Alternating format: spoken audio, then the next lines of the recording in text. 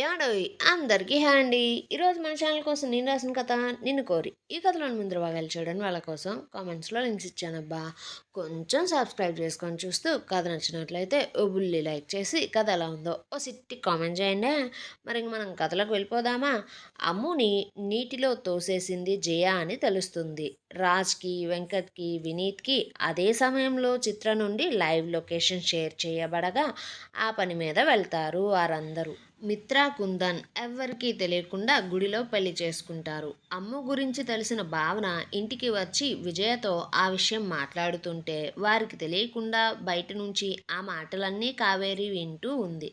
అయితే దాని గురించి ఏమాత్రం తెలియని వీళ్ళిద్దరూ గదిలో కూర్చొని వారిద్దరికీ తెలిసిన నిజాల గురించి చెప్పుకుంటూ ఉంటారు. భావన, విజయ, నేను అప్పుడు ఆల్రెడీ నా కూతురి కోసం ఊటీలో ఉండడం వల్ల నేను అదే రోజు హాస్పిటల్లో ఒక ఆపరేషన్ థియేటర్ దగ్గర ఉన్న ఒక గర్భిణికి సిజరీన్ జరుగుతుంటే బ్లడ్ అవసరం ఉండడంతో అది కూడా ఓ నెగిటివ్ గ్రూప్ అవ్వడం వల్ల నువ్వు నా కూతురిది ఓ నెగిటివ్ కావడం వల్ల తనకు ఫోన్ చేసి నువ్వే అక్కడికి పిలిపించావు. ఆ విషయం ఇంట్లో వారికి అసలు ఎవరికీ తెలియదు. నువ్వు అమ్ముని ఇవ్వడానికి అదే సమయంలో వారి దగ్గరకు వెళ్ళిపోగా పూర్ణారెడ్డి, జయ అవనిని పైకి పంపించేయడానికి ఆ వార్డులో ఉన్న నర్సులకు డబ్బులను ఇచ్చి దగ్గరుండి ఏదో ఇంజెక్షన్ చేయించారు విజయ.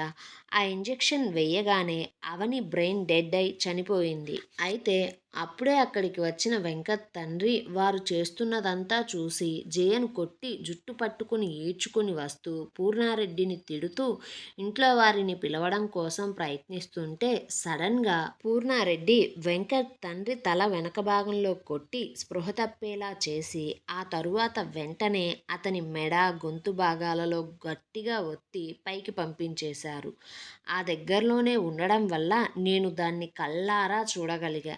దాన్నంతటినీ చూస్తూ నేను షాక్ అయితే భర్త శవాన్ని చూస్తున్న జయ క్రూరంగా మారిపోయి ఆస్తి కోసం రాజ్ తండ్రిని ఎలా యాక్సిడెంట్ చేసి చంపారో కూడా ఆ సమయంలో చావబోతున్న తన భర్తకు చెబుతూ ఆస్తి కోసమే మేమింత చేస్తూ ఉంటే నా కొడుకు గురించి ఎన్నో కలలు కంటూ ఉంటే ఎవరో దారిని పోయే అనాకారిది అడుక్కు తినేది వచ్చి నా కొడుకును ప్రేమించానంటూ మోసం చేసి నమ్మించి పెళ్లి చేసుకొని కోట్లకు యజమాని అయితే నేనెలా ఒప్పుకుంటా?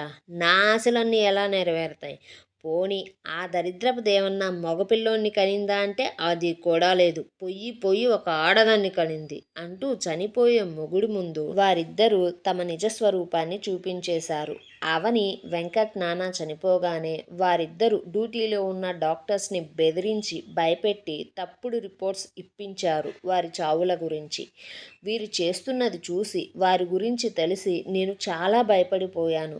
ఆ భయం నుంచి నేను తేరుకునే లోపే వారికి జరగాల్సిన కార్యాలన్నీ జరిగిపోయాయి. ఈ విషయం రాజ్కు, మా అక్కకు చెబుదామంటే ఈలోపే వారికి సహాయం చేసిన డాక్టర్స్లో ఇద్దరు గుండెపోటుతో మరణించారు. దాంతో నాకు వీరి మీద మరీ అనుమానం పెరిగిపోయి ఈ విషయం నాకు తెలిసిందని తెలిస్తే నన్ను, నా బిడ్డను, నా భర్తను చంపేస్తారేమోనని భయమేసింది. పైగా నా దగ్గర ఆధారాలు కూడా లేవు వాటిని నిరూపించడం కోసం. కాబట్టి అప్పటి నుంచి మా అక్కను, రాజ్ను కాపాడుకుంటూ వస్తున్నా. రాజ్కు తెలియకుండా నా భర్తను అతనికి కాపలా ఉంచుతున్నా.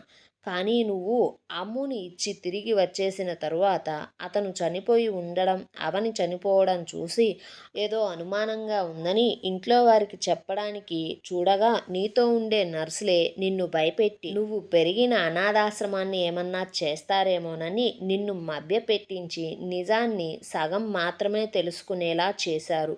మా వారికి ఆ సమయంలో నిజాన్ని తెలియకుండా వాళ్ళు చేయగలిగారు. కానీ ఇప్పుడు నిజం పూర్తిగా మనకు తెలిసిపోయింది. ఎలాంటి సాక్ష్యాలను చూపించి వారి తప్పులను రుజువు చేయాలి మనం? ఎలా వారిని బయటకు పంపించేయాలి అంటూ ఆలోచించుకుంటూ విజయ, అవసరమైతే వాళ్ళు నిజం నమ్మలేని పక్షంలో మనం సాక్ష్యాలను చూపించలేని చివరి క్షణంలో నువ్వు అమ్ముని తీసుకుని ఎటన్నా వెళ్ళిపో ఇక్కడి నుంచి, నేను నీకు సహాయం చేస్తా అంటూ వారు మాట్లాడుకుంటుంటే అదంతా కావేరి వినేసి ఆ ఆలోచనతోనే తన గదికి వెళ్ళి ఆలోచించుకోగా ఆమె మీద జరిగిన అటాక్స్ గురించి ఆమె మనసులో కూడా అనుమానాలు మొదలయ్యాయి. అంటే నేను రాజ్ భార్యను కాబట్టి రాజ్‌తో పాటే వీళ్ళు నన్ను కూడా చంపాలనుకుంటున్నారా? అని తన మీద జరిగిన అటాక్స్ గురించి నిజం తెలిసి బిత్తరపోయి, భయంతో వణుకుతూ ఎలా అయినా సరే ఈ విషయం గురించి రాజ్‌కు చెప్పాలని అతనికి ఫోన్ ట్రై చేయగా, రాజ్ నంబర్ ఎన్నిసార్లు చేసినా కలవడం లేదు. దాంతో ఆమె ఈ విషయాలకు ఆధారాలేమన్నా దొరుకుతాయేమోనని అంటూ ఆలోచిస్తూ ఉంది. కొడుకు ఏం చేస్తున్నాడో తెలుసుకోవడం కోసం పూర్ణారెడ్డి విమల్‌కి ఫోన్ చేయగా, శ్వేత విషయంలో చిరాగ్గా ఉండి, చూడు పూర్ణారెడ్డి, ఇప్పుడు మా వాళ్ళంతా చిత్రను ట్రాక్ చేసే పనిలో ఉన్నారు. ఆమె మనం అనుకుంటున్నట్లుగానే ఒక ప్లేస్‌కి వచ్చేస్తుంది. ప్రస్తుతానికి నీ కొడుకు, మిత్ర కాలేజ్‌లోనే ఉన్నారు అంటూ ఒక 2 గంటల క్రితం తన మనుషులు చెప్పిన దాని గురించి అతనితో చెప్పి, చూడు పూర్ణారెడ్డి, ఈ రోజుతో నీకు ఆస్తికి అడ్డుగా ఉన్న ఒక వికెట్ పడిపోద్ది. సాయంత్రం చిత్ర ఇంటికి రాకపోవడంతో ఎదురయ్యే పరిణామాల గురించి ఆలోచించు అంటూ అతనితో చెప్పి, భూపతి ఇంటి గార్డెన్లో ఉన్న శ్వేత దగ్గరకు, శ్రీకాంత్ దగ్గరకు వెళ్ళి, శ్రీకాంత్, కారు రెడీగా ఉంది, ఇక మీరు వెళ్ళిపోవచ్చు అంటుంటే, శ్వేత ఆఖరి అవకాశంగా, బావా, నాలో నీకు ఏం నచ్చలేదో చెబితే నేను మార్చుకుంటా అంటుంటే, విమల్ విసుగ్గా, అసలు నాకు నువ్వు నచ్చలేదు. ఆ పల్లెటూరు తప్ప నీకు బయట ప్రపంచం అంటే ఏంటో తెలీదు. ఒక డిగ్రీ తప్ప మరేమీ లేదు నీ కాడ. నువ్వు ఒక బావిలో కప్పలాంటి దానివి. ప్రపంచ పోకడేంటో తెలియనిలాంటి దానివి.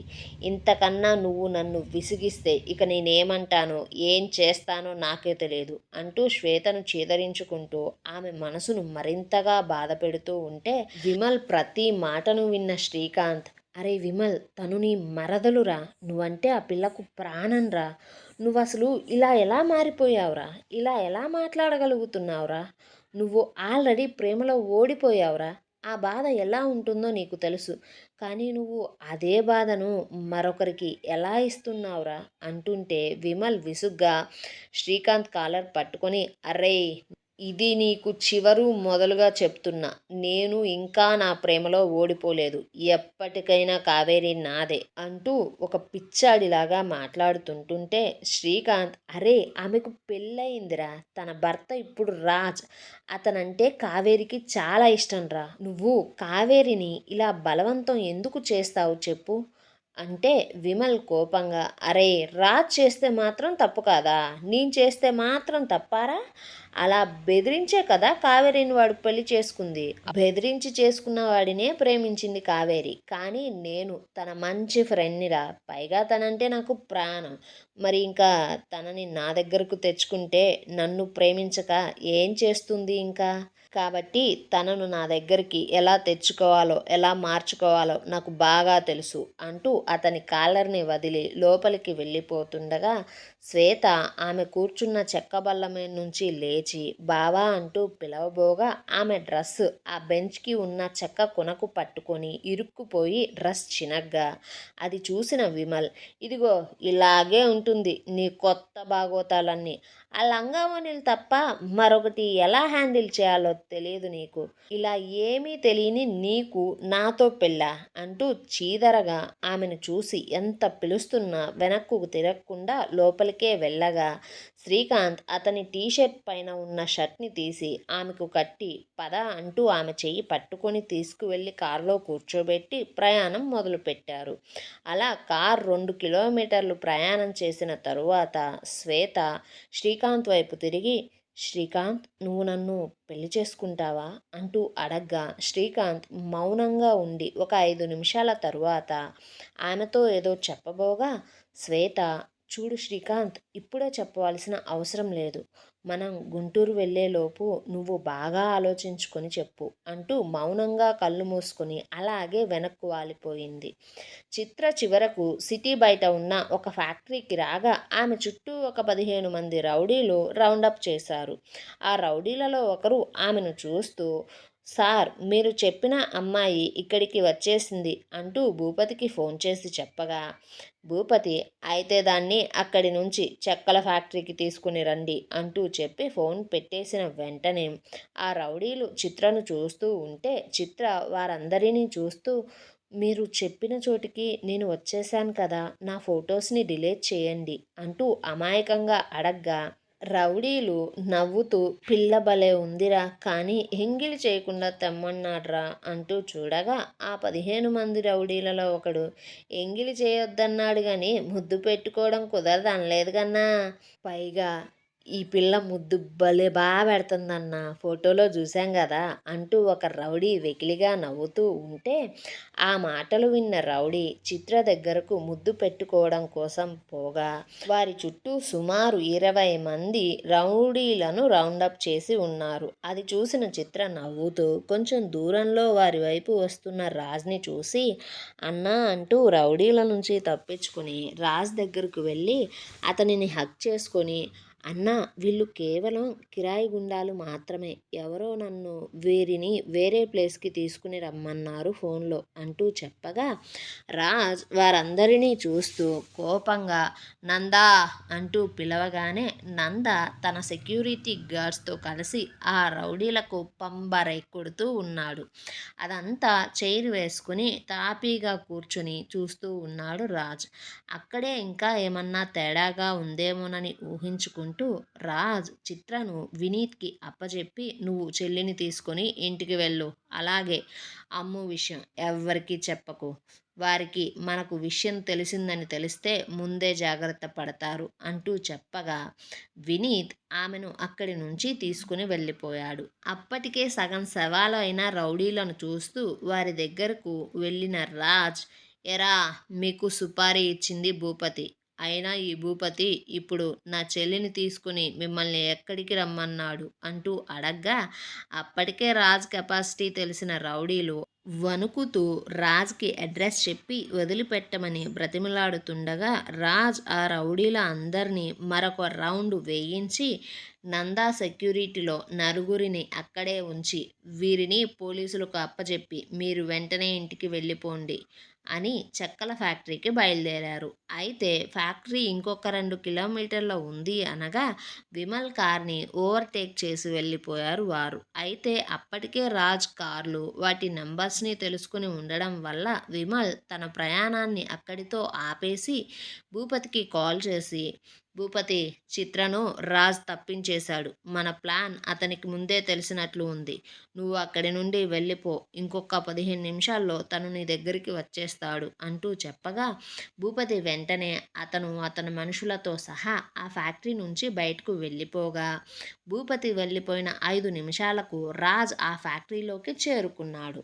రాజ్ అక్కడ ఒక్క మనిషి కూడా కనిపించకపోయేసరికి దాంతో భూపతి ముందుగానే ఎస్కేప్ అయ్యాడని అర్థం చేసుకొని రాజ్ కోపాన్ని ఆపుకోలేక ఆ ఫ్యాక్టరీలో ఎవరూ లేకపోయేసరికి ఫ్యాక్టరీ మొత్తంలో ఉన్న సరుకు అక్కడే ఉండడం వల్ల నందా ఈ ఫ్యాక్టరీ మొత్తాన్ని తగలబెట్టేసేయ్ అంటూ చెప్పగా వెంకట్ ఆ ఫ్యాక్టరీలో ఉన్న మొత్తం టేకును, దేవదారు వృక్షాలను, గ్రంథపు చెక్కలను చూస్తూ నష్టం సుమారు 50 నుంచి 80 కోట్ల వరకు ఉంటుందని అర్థం చేసుకొని మంచి పని రాజ్, మనిషి ఎలాగో దొరకలేదు, వాడు మనతో పెట్టుకుంటే వాడికి మిగిలేది బూడిదే అని తెలియడానికి కనీసం ఈ చెక్కల్లో బొగ్గు కూడా మిగలకూడదు, మొత్తం బూడిదే అయిపోవాలి అంటూ చెప్పి ఆ ఫ్యాక్టరీ మొత్తాన్ని తగలబెట్టేశారు.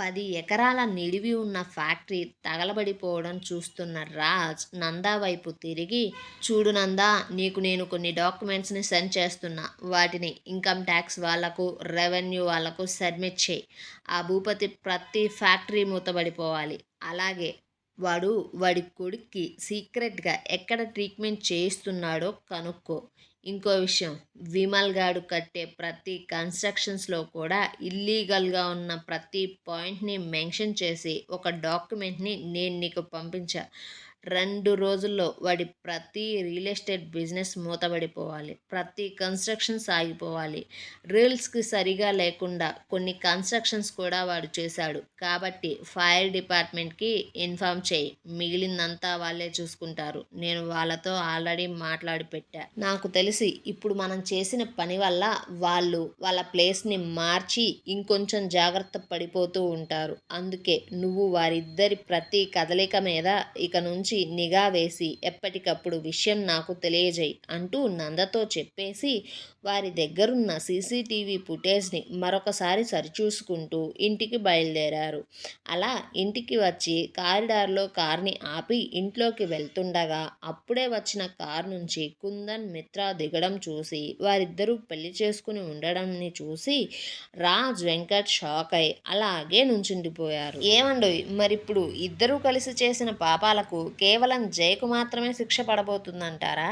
అసలు వెంకట్ ఏ విధంగా వాళ్ళ తల్లిని శిక్షించబోతున్నాడు? కావేరి రాజ్కు ఈ పరిస్థితుల్లో నిజం చెప్తుందా? ఇలాంటి ప్రశ్నలన్నిటికీ సమాధానం కావాలంటే మన ఛానల్ని సబ్స్క్రైబ్ చేయండి, ఈ వీడియోని లైక్ చేయండి, కథ ఎలా ఉందో కామెంట్ చేయండి అబ్బా కొంచెం.